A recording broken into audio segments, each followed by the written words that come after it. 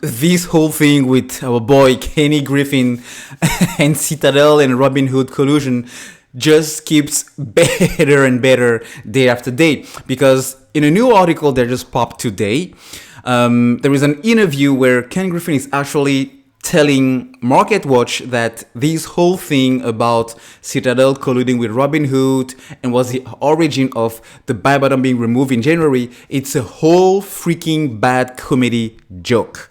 So when you actually get into the details of this interview and what Mr. Griffin is actually putting forward as the reason why he believes this is a joke and this whole conspiracy theory has nothing to do with the reality of things, I mean, it's a bad comedy joke to kind of use the same words he did, because he's mentioning that there were never ever any collusion, but why, based on court documents, all right, court documents on the lawsuit filed in Florida in September 21st on behalf of retail investors, we actually have documents showing in evidence that Robinhood executives were talking to their customers, counterparts at Citadel prior to the restrictions being announced, hence killing the whole short squeeze back then.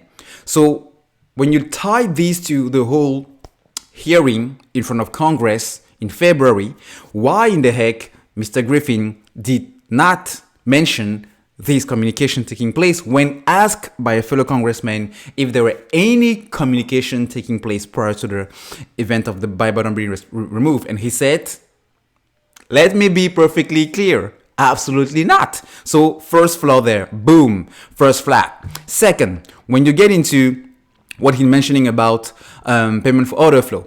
Okay, if payment for order flow was really this good for retail investors, why in the heck it's not is it only available and legal in the US market? Why Australia isn't also taking care of their retail investors? Why Canada?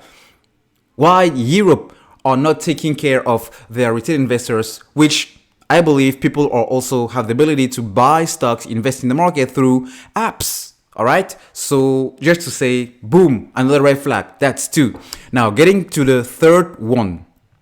Mr. Ken Griffin is actually saying that he's not following Reddit. He doesn't have a Twitter account. He doesn't have a Reddit account. So he's not following the moves and the communication going around within the retail space. Well, that's another red flag. Why? Because we all know that your algorithm, it's built around emotions of some type of investors. All right. So if you can target and use that algorithm of yours to make sure you still manipulate the price based on your market maker position, which can give you the ability to see ahead of time what we are sending because our orders are being routed through your platform, right? So you have this privileged position to see what we are buying, what we are selling, so you can use that in your own advantage and park our orders, like is the case now with the Doppel volume or the off exchange, as they now call it. All right. So 3 red flags that to me saying, well, no, I'm sorry, Mr. Griffin, but I don't believe this is a bad comedy joke. No, it's actually kind of true. All right. Close to the truth anyway, because, it's obvious. All right. It's obvious. Why don't you get out of play? If any of this wasn't true, all right? If any of this was just a bad comedy joke, why aren't you out? The whole narrative around AMC has changed. So your strategy and your trades should be on the trash now, especially with more people still buying these stocks. So to me, if you ask me again, damn bullish.